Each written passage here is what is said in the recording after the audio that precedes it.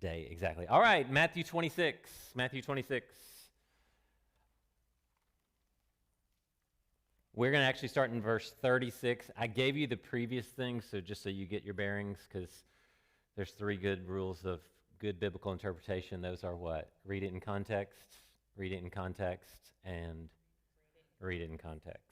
Okay? So you can see that they went through the Lord's Supper, all right, or the Last Supper, or communion, or whichever way you want to call it. In verse 30, after singing a psalm, which is what you would have done in a Passover Seder type environment, they went out to the Mount of Olives. Now, where's the Mount of Olives? Can anybody tell me kind of directionally where it is?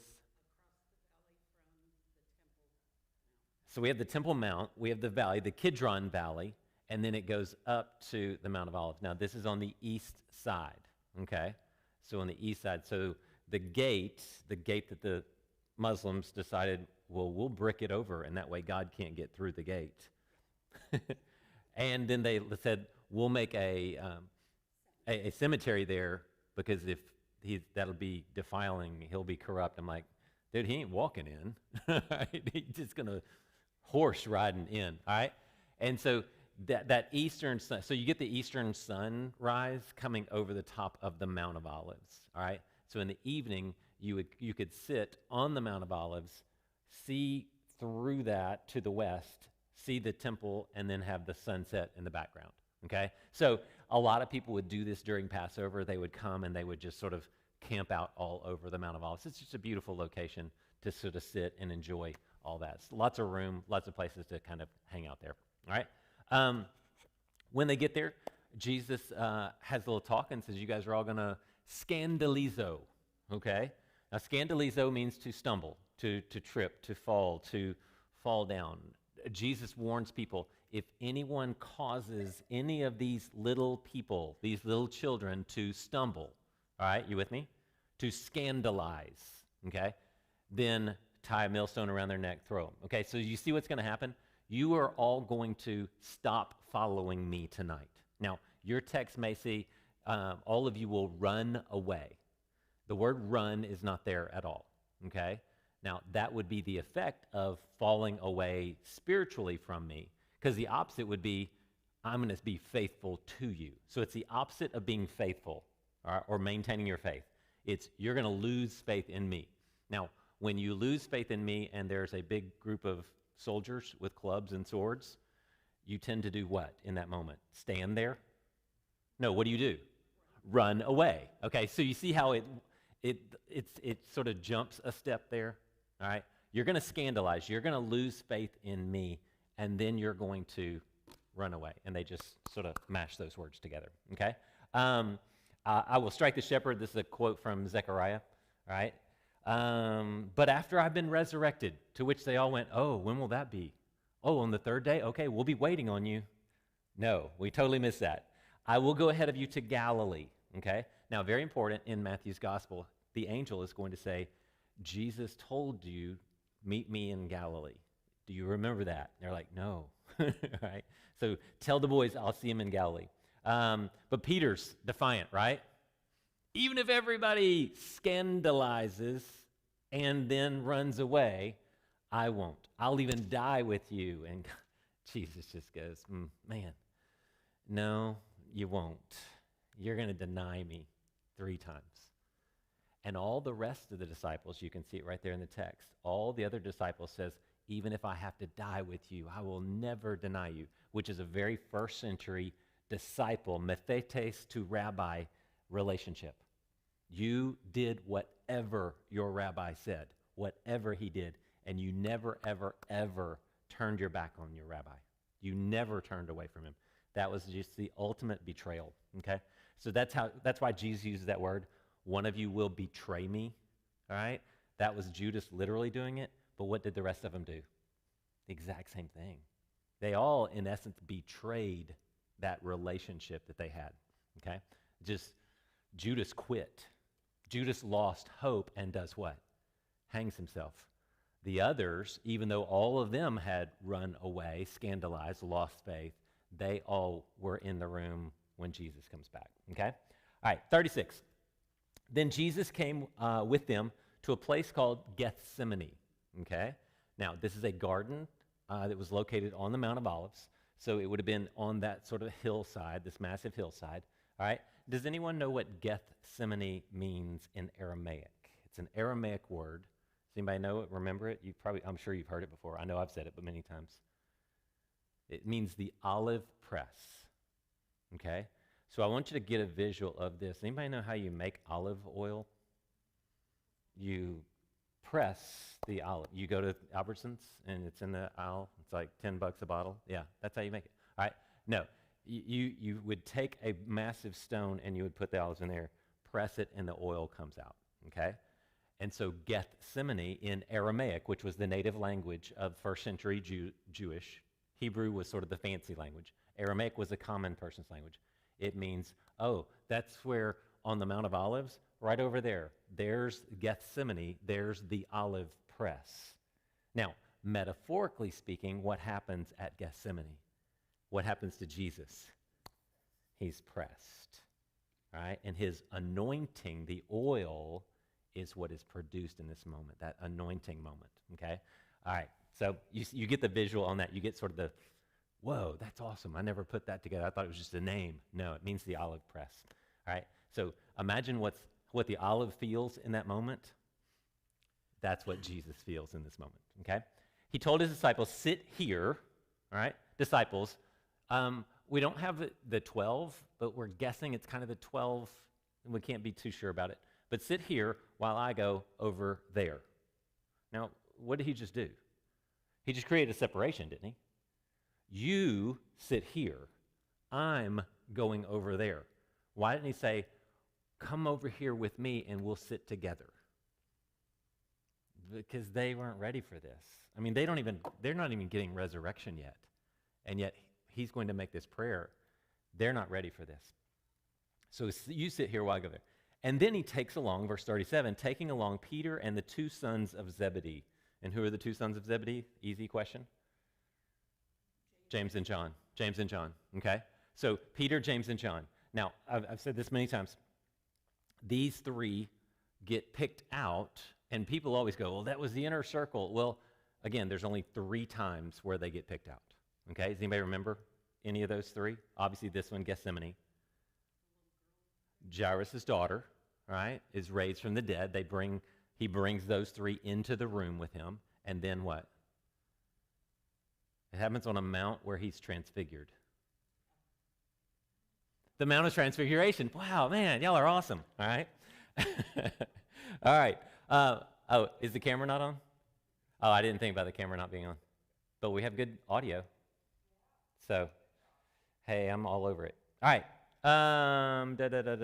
Okay, so those are the 3 times he takes them along. So we have 11 at this point. Remember, Judas has already bailed, okay?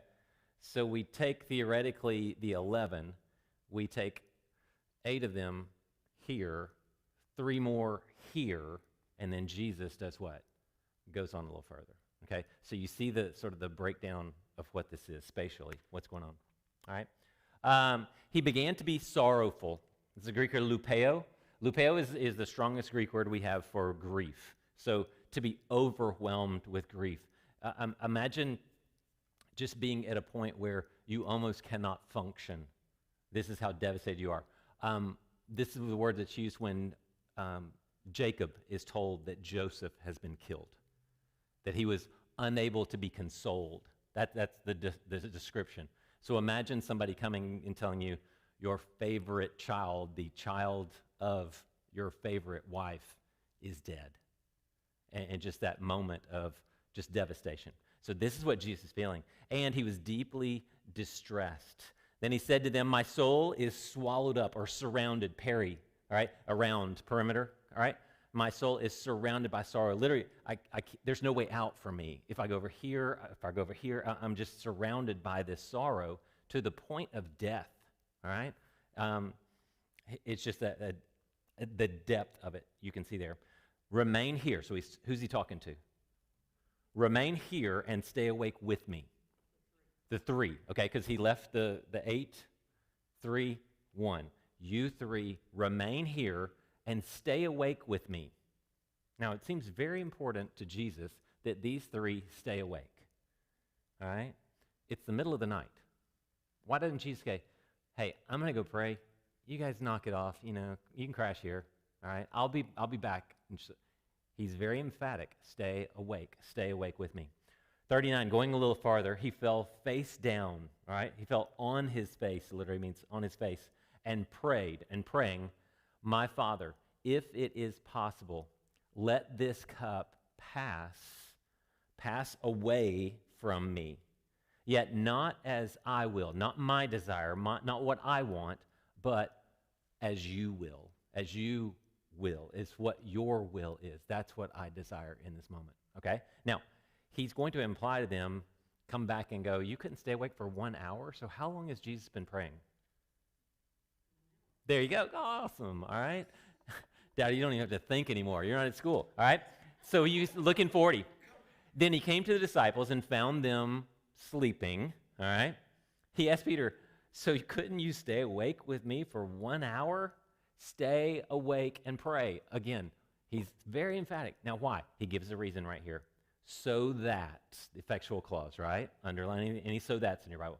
So that what? You may not enter into temptation. The spirit is willing, but the flesh is weak. So what's the key to the disciples, these three at least, surviving this night without falling away into temptation? Stay awake. Just stay awake. Why?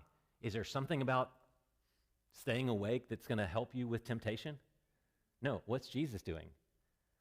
The rabbi is going over here and he's praying.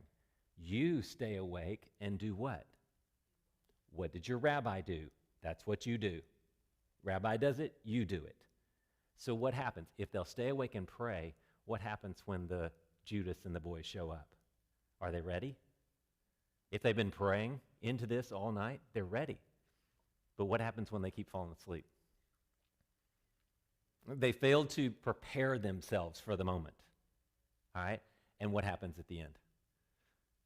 Everybody runs away. Peter's going to hang in there better than everybody else. Well, at least John thinks he hangs in there a little better. All right? But they all fall away. Okay? But that's John telling us that John hung in there. Okay? 42, again, a second time he went away and prayed, my Father, if this cannot pass unless, or if not, I drink it, your will be done. Let it come to fruition. And he came again and found them, what? Sleeping. Because they could not keep their eyes open. Does anybody have a different translation? Their eyes were heavy, okay? You should see some of y'all on Sunday mornings. It is hilarious. Again, people ask me all the time, do you really see people sleeping? I'm like, I see everyone.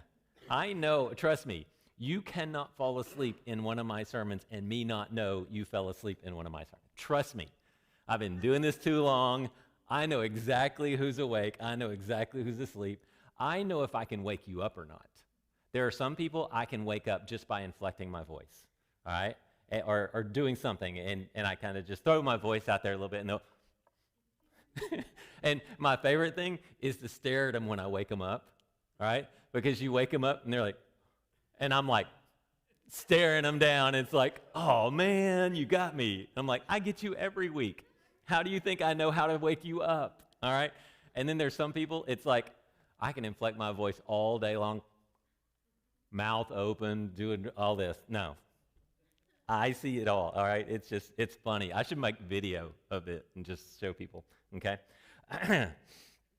Because they could not, their eyes were heavy. That's literally what it means. Their eyes were heavy, all right? And after leaving them, he went away again and prayed a third time, saying the same thing. What does that mean? What's the same thing? If this cup can pass away, great. If not, all right, I'm drinking it, all right? And what's this cup? What does this cup represent? A couple of hours earlier, what has he done with a cup? This is my what? Blood that establishes the covenant. And I've got to drink this. I've got to fulfill this covenant. I have to be the sacrifice for this covenant, all right? So metaphorically, it could mean anything, but with that example just a couple hours earlier, it's real easy to sort of tie that together. All right? So he's praying the same thing once more. Then he came to the disciples and said to them, what? Are you still sleeping? All right? And resting? All right? I don't know which is different. All right? Look, the time is near. The Son of Man is being betrayed. All right? That's not the Son of Man will be betrayed. All right? It's a present tense verb. Okay? It's happening right now. Okay? The Son of Man is being betrayed into the hands of sinners. Get up, let's go. See or behold, my betrayer is near. All right? My betrayer is near. The one that's going to be, it's going to hand them over to me. Now, we know this is going to be Judas. And remember what happened. Judas is at the Last Supper a couple of hours earlier. Evidently, we get an exchange between Jesus and Judas. Go do what you're supposed to do. Judas kind of sneaks out. The boys just think he's going to buy something because he was sort of the treasurer of the group. Judas goes out from there. And what has he been doing all this time for a day or two now? Looking for an opportunity. And what have the chief priests, elders said? Don't arrest him when? Don't arrest him during Passover. Okay? Now, Passover is like literally the next day. Okay? This is Passover. And so, but what happens? Where's Jesus? Is he in town? No, he seems to be at a familiar place, a camping place. Out of town, at night, Judas can get to him without hardly anyone noticing. We can arrest him. We then take him before the Sanhedrin, which we've gathered. We try him during the night. First light, we take him to Pilate, and by the time people are finishing their breakfast, Jesus is dead. All right? You see the plan? And what happened to the riot? Remember, that was their big concern. Don't arrest him during the Passover when everybody's here, because if that happens, there's going to be a riot. Okay? So, all right, 47. While he was still speaking, Judas, one of the 12, suddenly arrived. All right? Suddenly is not in there, but that's okay. All right? A large mob, Apollos Aklos, a large crowd with swords and clubs was with him from who? Pilate, chief priests, and elders of the people. So when you see a play and you see Roman guards coming out to arrest Jesus, what should you say? That's not right. That's not right at all. It's not Roman soldiers. Right? Well, they had. Soldiers is kind of the word that's used in the text. It's not really the word soldier. It's literally a word for the people that row the boats underneath the deck, and they are under the command of the person saying, row, row, row. Right? That's these under rowers is what they're referred to. And so these are people that serve the chief priest and the elders. Okay? So to call them soldiers, it's not the word stratuo, which would be a soldier. It's more of underlings. It's kind of the difference between a police officer and a mall security officer. They were mall security officers compared to Roman soldiers. Does that make sense? Okay, I just want to kind of distinguish that. All right? What I want you to do is, if you see the Roman soldier showing up, go, no, that's not. The Romans had nothing to do with this until about 7 o'clock the next morning. Nothing to do with this. Zero, okay? His betrayer had given them a sign. The one I kiss, he's the one, arrest him. So we went immediately, or right up to Jesus, and said, greetings, Rabbi, and kissed him, okay? Jesus, in 50, now in other texts it says, do you betray the Son of Man with a kiss? All right, that's a different gospel, all right? In this one, he says what? 50, what's the first word? Friend. Okay, very sarcastic way of saying this, okay? And it's used two other times. The day laborers. Remember when the day laborers are hired, and the first ones were the first ones to get paid were the last ones to get hired, and they got a full denarius, and the others start complaining when they don't get as much. And Jesus goes, friend, didn't we agree to one denarius? And yet now you're complaining that I'm kind to this one? So what's he doing? Is he really his friend? No, it's not phileo, one I love, the relation, agape, beloved one. It's friend, sarcastically, okay? It's almost like a bless your heart kind of a thing he's got going on, okay? And at the wedding banquet, when Jesus tells the parable of the wedding banquet, and he sees the guy without having the proper wedding clothes on, he says, friend, how did you get in here? Again, sarcastic.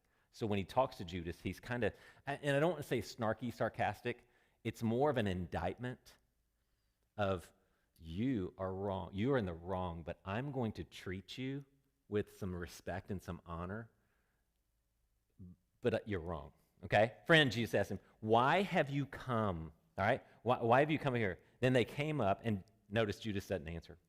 Then they came up, took hold of Jesus. Literally, they threw hands on him, okay? So they threw hands. That kind of gives you an idea of not just, oh, they took hold of him. No, they threw hands at him and arrested him. And at that moment, one of those with Jesus reached out his hand, drew his sword, and struck the who? The high priest's servant, doulos, slave, okay? Again, it doesn't say the Roman soldier, okay? It's the high priest's servant. He probably doesn't even have a weapon with him. And yet Peter's going slicing and dicing on this kid, all right? And cut lifted off his ear, okay? And I love Luke's version of this story because when Luke tells it, Luke has the only one that does the healing of the ear, all right? In Matthew, Malchus's ear just is still flopping around somewhere in Gethsemane, okay? But Luke says, and Jesus touched his ear and it was healed. Now, I'm always curious if he touched his ear or if he just touched his ear and it like jumped back on, or again, this is just what I do when I have way too much time in my office. And I'm going, well, did he pick it up or is it still there or what? And pop back on, okay?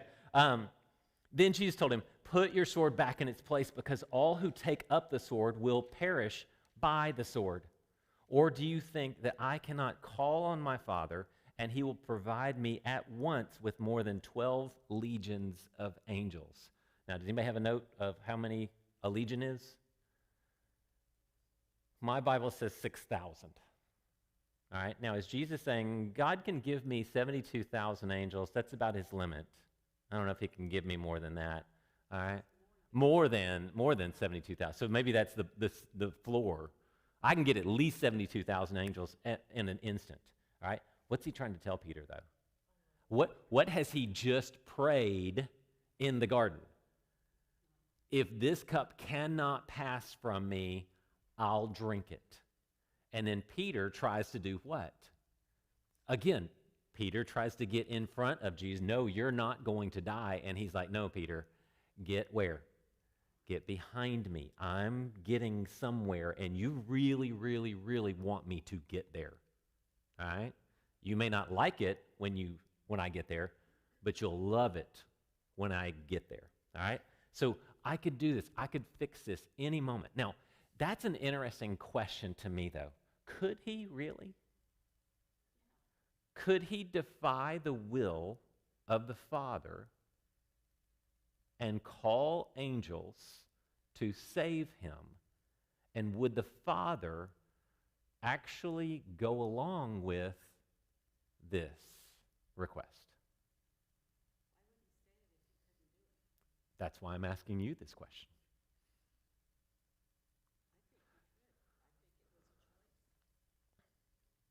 And what would that act be construed as? Which is a really big problem, right? Because if he sins, then he can't be the sacrifice. And then, hold on, and then, a step further, can he then return to the holy, perfect Father if he has defied his will? Then could he really have called down angels? It's interesting. You were going to say. I was just going to say, like, if you follow a train of thought where Jesus tells them, he said, if you've seen me, you've seen the Father. Mm-hmm. So we are one and the same.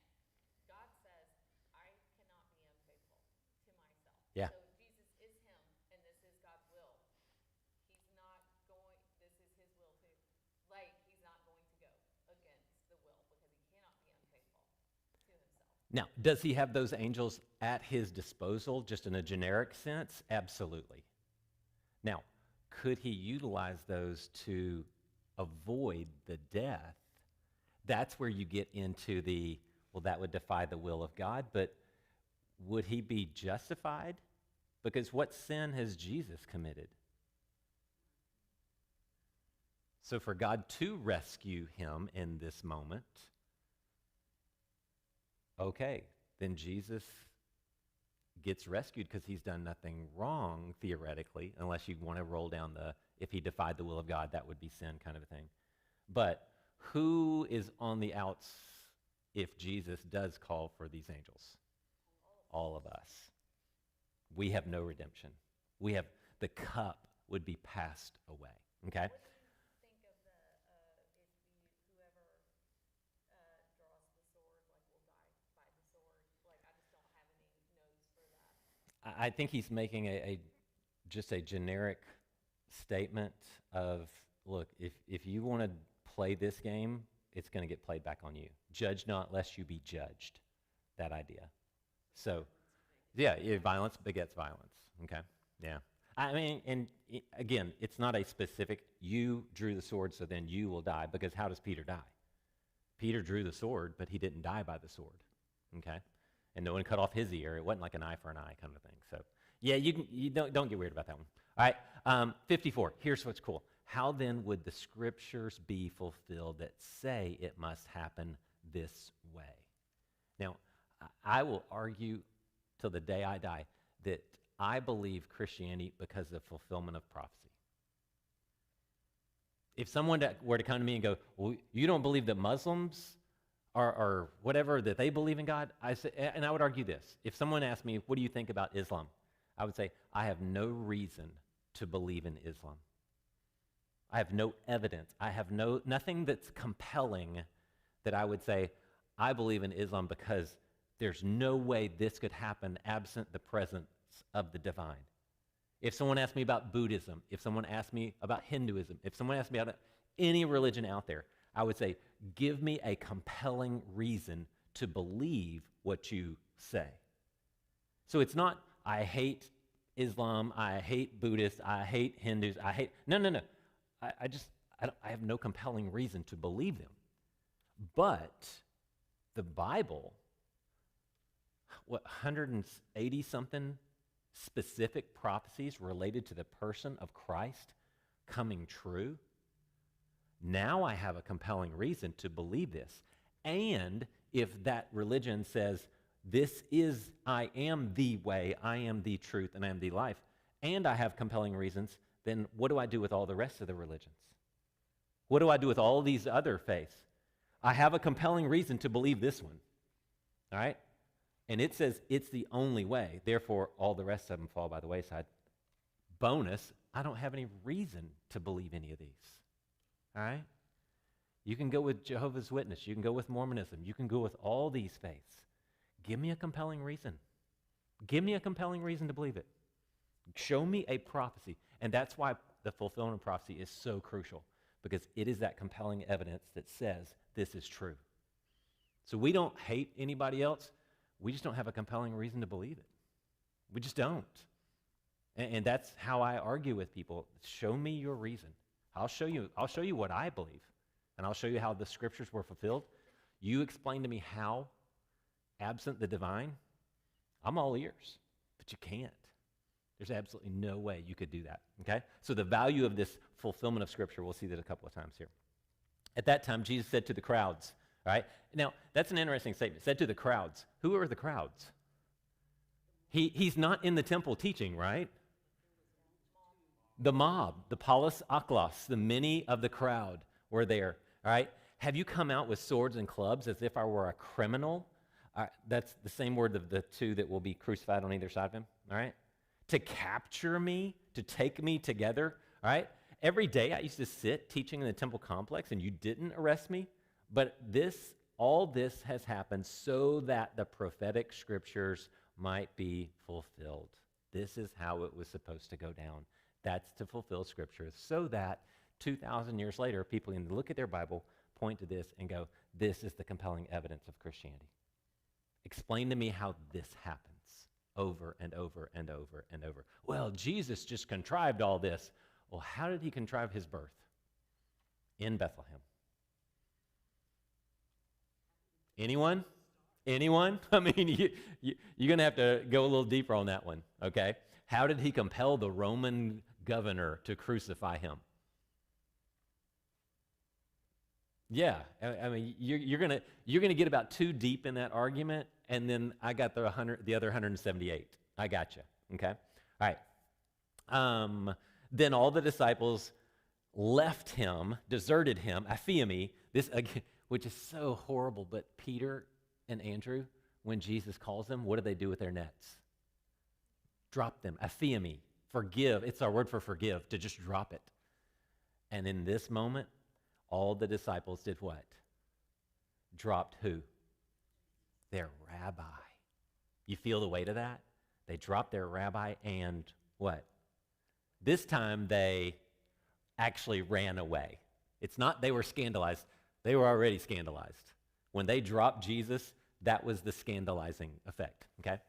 All right, so those who arrested Jesus led him away to Caiaphas, the high priest, where the scribes and the elders had convened conveniently, all right?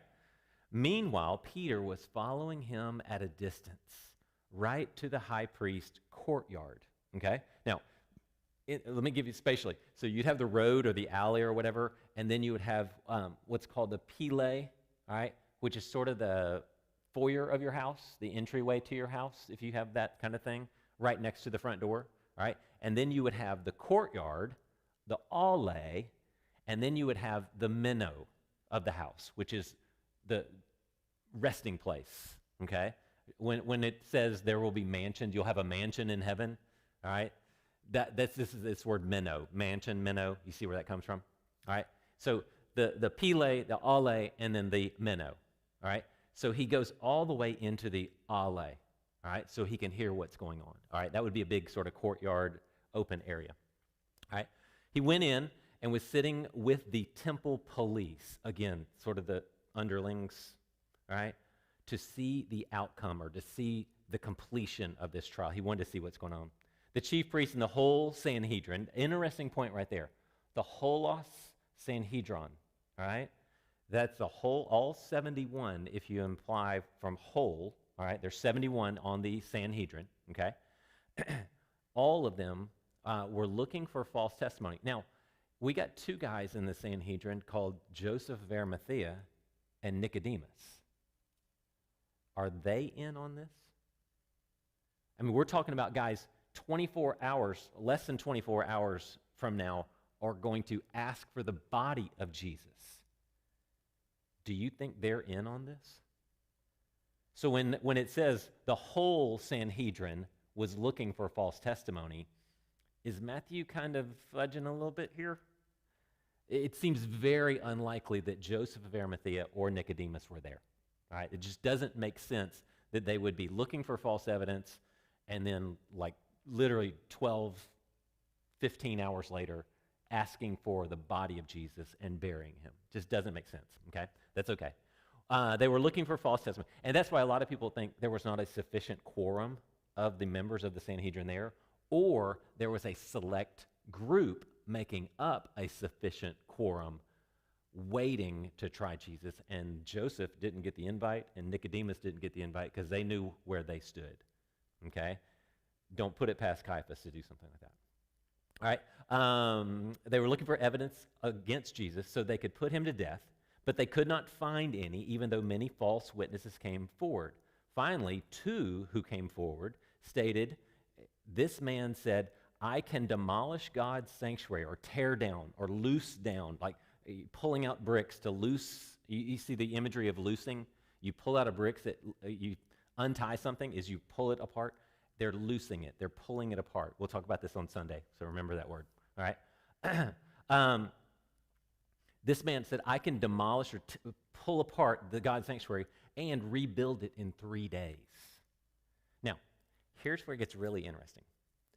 That is what Jesus says in John 2. Now, if you think chronologically, where is John 2 out of 21? Is it at the end of Jesus' life right before he gets crucified? No. It's like way back here at the beginning, all right? But John 2 is when Jesus says, tear down this sanctuary and I will rebuild it in 3 days. So here are two options. Either these two guys remember Jesus from 3 years ago making an offhand comment of tear it down and I will rebuild it in 3 days. Or John just kind of throws stories out there and it really should have been 4 days earlier. And they went, I remember 4 days ago, Jesus said if we tore this down, he would rebuild it in 3 days. Which is more likely, that they remembered from 3 years ago or from 3 days ago? You with me? And John does not have the clearing of the temple after the triumphal entry like Matthew, Mark, and Luke do. Actually, Luke doesn't have it at all, okay? You see what, I just wanted you to understand that. With John, it's not this chronological boom, boom, boom, boom, boom, all right? It's almost John, 90 years old, sitting on the porch going, I remember this story. Let's tell this story. I remember this story. I remember this story. And I don't know why Matthew, Mark, and Luke didn't include that in their gospel. I'll throw this in. I'll throw this in. I'll throw this in. So don't get too weird chronologically about John because, again, seems very unlikely to me that they remember this from 3 years earlier. It does sound like something 3 days earlier, okay? But does that mean now we got him? Two people agreed with this, but is that a crime? Is it a crime to say, if you tear down this temple, I'll rebuild it in 3 days? No, that makes you crazy, all right? Crazy's okay. Crazy's not a crime, okay? Now, here's some interesting things. Why did they arrest Jesus?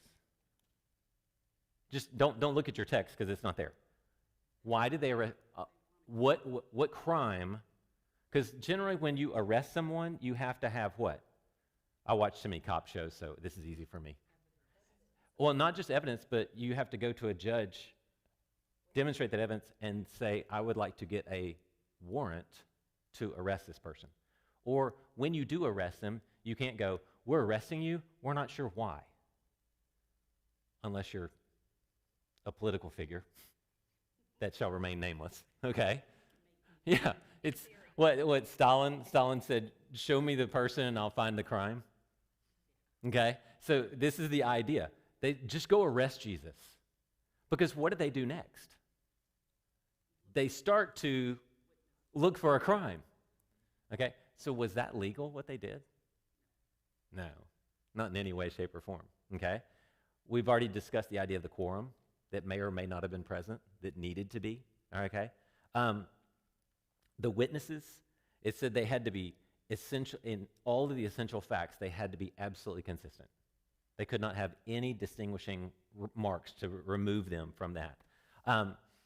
So what does Jesus do in all this? 62 says, the high priest stood up and said to him, don't you have an answer to what these men are testifying against you? But Jesus kept silent, okay? Now, this is kind of a fundamental human right, okay? The right to remain silent amongst your accusers. Now, but here's the interesting thing. Caiaphas says what? Don't you have an answer for what these men are accusing you of? To which Jesus could say what? Well, what are they accusing me of? What's my crime? But he stays silent, all right? He maintains his right to remain silent, which was absolutely, he had every right to remain silent in this moment. They had to produce a crime. They had to do something against him, all right? Then the high priest said to him, by the living God, I place you under oath. Now, what is this oath? You have to do what? You got to tell the truth, okay? Or what's his other option? You can either tell the truth or you can do what? Under this right. Well, you could lie, but that would be illegal. You could do what? See, and still maintain your sort of right standing before the law. So he placed him under an oath. You cannot lie. You must tell the truth, the whole truth, and nothing but the truth, all right? But that fundamental sort of Fifth Amendment right is still hanging out there. Tell us if you are the Messiah, the Son of God. All right? Now, pause here. What are his options? He could stay silent, right? And what happens? He lives. I mean, what are they going to charge him with? If he just goes, okay, I won't lie. I will tell the truth. But I still maintain the right to be silent. I do not have to confess. And you haven't produced anyone, or any, let me say it clearly, you haven't produced any two witnesses, which was the standard, that agree on all essential facts. So when he's placed under oath and told, tell us if you are the Messiah, the Son of God, he could have remained silent. Or he can tell the truth. And which does he choose in this moment? It's exactly the same thing of, I could call down 12 legions of angels, but I'm not going to because I'm heading to that cross. So when the chief priest places him under oath and says, tell us plainly, are you the Son of God? I want you to let Jesus kind of take a deep breath, exhale, and say what he's going to say. And he says very clearly, you have said it. It's a very simple Greek phrase, you say. And you said it, I agree with you. It's an implication. The implication is, yes, I am the Son of God. I mean, that's what he's saying. You said what those words were? Yeah, that's it. That's it. Jesus told him. But he doesn't stop there, which I really like. Because he's going to get his money's worth right here, okay, before they drag him out. But I tell you, in the future, or away from now, but in a time to come, you will see, you will see the Son of Man seated or sitting at the right hand of the power and coming on the clouds of heaven. Now, is that one thing or two things? You will see the Son of Man sitting and coming. That's two things, two very distinct things. Can you sit and come at the same time? No. Can you sit at the right hand of the power and come on the clouds of heaven at the same time? No. So what he's saying is, you're going to see me when the sky is rolled back like a scroll. You'll see me, and then you'll see me coming. And that's going to be a really bad day for you. So what's he doing? I told you he's getting his money's worth, right? Is this a threat? Yeah, I mean, it can be either or, all right? Is this a promise or a threat? Yep. You're going to get yours, all right? Like I said, he got his money's worth out of this little confession. Now, immediately, they lose their mind. Now, why would they lose their mind? What has he done? Has he confessed to any crime? Think carefully. Has Jesus confessed to any crime? But has he confessed to a crime?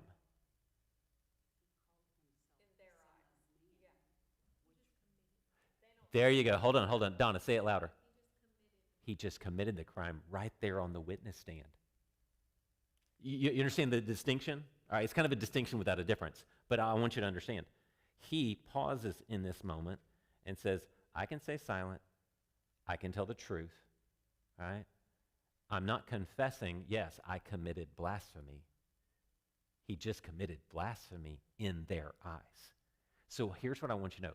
For God so loved you that he committed blasphemy in their eyes on the very witness stand in front of the elders of the people that got him condemned to die. When he could have what? He could have stayed silent and walked away. That's how much he loves you. You see that? And that's why we worship him. Because he loved us that much. All right? Now, look at their response. Then the high priest tore his robe. Don't do that. Leviticus 21:10. You are not to ever tear. Because whose garments were those? The high priest, does he have special clothes? I mean, fight your way through Exodus and you'll find it. All right? These are very special that have been passed down, remade, passed down. Don't tear those special garments, but yet he does it. It says, he has blasphemed. Notice what he did? He didn't say, he has confessed to committing blasphemy yesterday. No, he just blasphemed. Why do we still have need of witnesses? We don't need anybody to witness it. He just did it. Look, now you've heard the blasphemy. Again, he just committed the act right there in front of him. What's your decision? They answered, he deserves to die. Then they spit in his face, beat him, and others slapped him and said, "Prophesy to us, Messiah, who hit you?" To which Jesus is very much unlike me, because I would have been going, that was Malachi. Yep, that was Fred. Yeah, yep, that was a lefty. That's Pete right there. I would have just been messing with him, all right? Because, I mean, and they'd be going, "What? That's weird. But again, Jesus is very much unlike me, because I would be snarky like that. I want you to see this in 67, though. They spit on him, they beat him, and others slapped him. Okay? Very curious word right there, this idea of slapped right there. Because in 2 Samuel 7, okay, everybody think with me real quick. 2 Samuel 7 is the covenant with David, where David is given the assurance that Christ, the Messiah, the anointed one, the eternal king, would come from his line. Okay, everybody with me? So when they say he will be the son of David, this is 2 Samuel 7 is where this is located. And God tells David, when your son comes into unrighteousness, he will face the slaps of men. Okay? You hear that wording? If you want to write this, it's 2 Samuel 7:14. You can look it up later, okay? When he, in the Greek Septuagint, is when he comes into unrighteousness. Now, it's very clear in the Septuagint. The Hebrew's a little more direct of when he does unrighteous, but Hebrew will have, it's kind of like German. It'll have one word and it means like 14 different words, okay? But the Greek is comes into unrighteousness, not when he does unrighteous. And what just happened to Jesus? Did he do something unrighteous in this moment? No, but did he come into it? You see what I'm saying? You see what I'm trying? Again, it's a distinction without a difference, but I want you to see the fine line here, all right? He comes into this unrighteousness, and immediately what happens to him? He faces the rapizo, the slaps of men. And it's almost a direct word-for-word, scenario by scenario, frame by frame look at 2 Samuel 7:14, okay? So again, you can look that up later. Okay, 69. Now Peter was sitting outside in the courtyard, okay? So he made his way back into the courtyard. A servant, or that's where he starts. He starts out in the alley. A servant approached him and she said, okay? Now, this word servant is paideia, all right? We've said this before. Paideia is, the implication is what? A child. It's a child or a slave, or a child or a servant, okay? And not only is it a servant, but it's a, what kind of servant? A female servant, okay? And so this little girl walks up to him and goes, "You were with Jesus the Galilean too." But he denied it in front, in the face, in proston, before the face of everyone. And said, "I don't know what you're talking about. I don't know what you're saying." All right? So I don't know if he's faking. I don't know Aramaic. I don't know Hebrew, whatever you're speaking. Or if he's saying, you're talking gibberish. I don't even know what do you mean by that? I don't even know who that is, okay? So one, right? First one, servant girl. Second, when he had gone out into the gateway. So he's making his way. He's trying to get out of the house, out of the courtyard, into the pile. Another, and the text says woman, but that word's not in the text. It's just another person. Another person saw him and told those who were there, "This man was with Jesus the Nazarene." And again, he denied it with an oath. Okay? So in some ways said, "I swear by the temple. I swear by my parents. I swear by something." What? That I don't know the man. 2. Now, do you think Peter's conscious of what he's doing? Jesus told him, "You're going to deny me 3 times." And yet he gets this accusation from a little servant girl, and immediately what does he do? I don't know him. I don't think we feel the weight of that. I mean, imagine married folks in the house going, "That's not my spouse. That's not my," or if it's your parent or something, "That's not my parent. I have nothing, I don't know them. I have no relationship with them, none whatsoever. So the rabbi-disciple relationship, and he's breaking it how quickly? Is he even thinking about it? That's what it's almost reflexive what he does here. Why? Because that survival instinct. It's so strong. And the text really implies he doesn't even recognize what he's doing. All right? 73.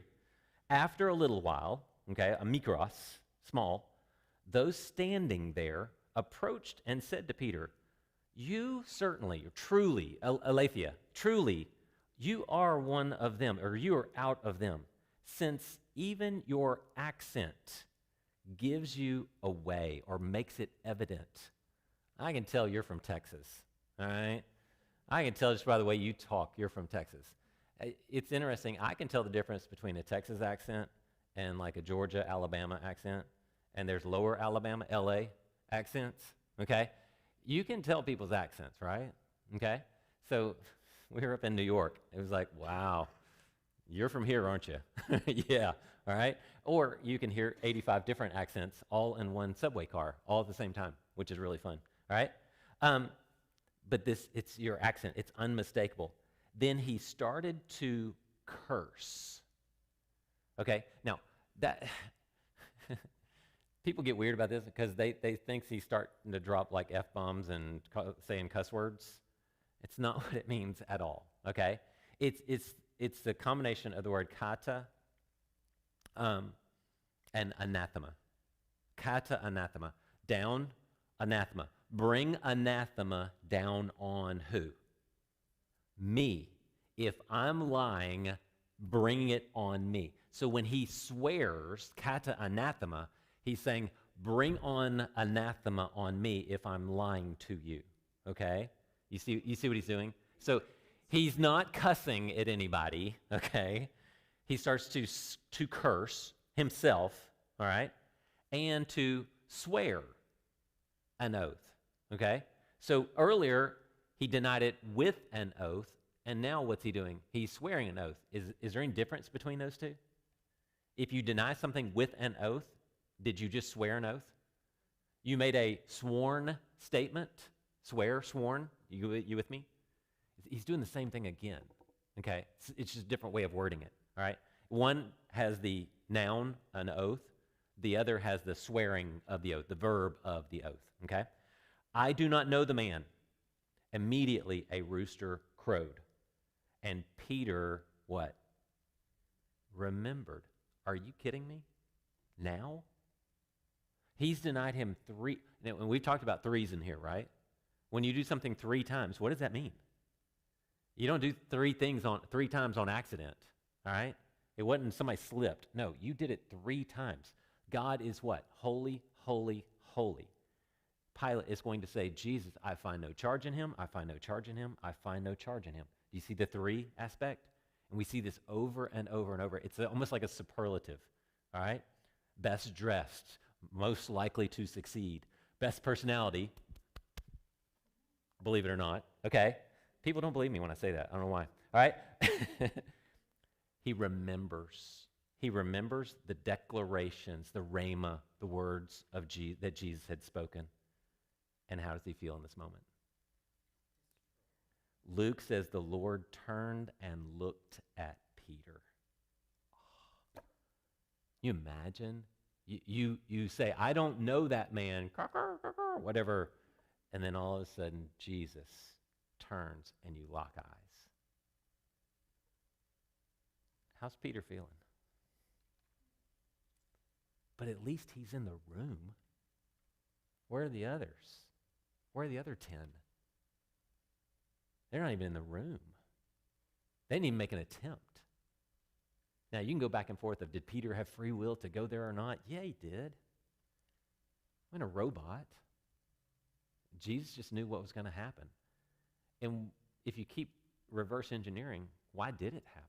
Why did he fail so miserably, at least, but better than the others?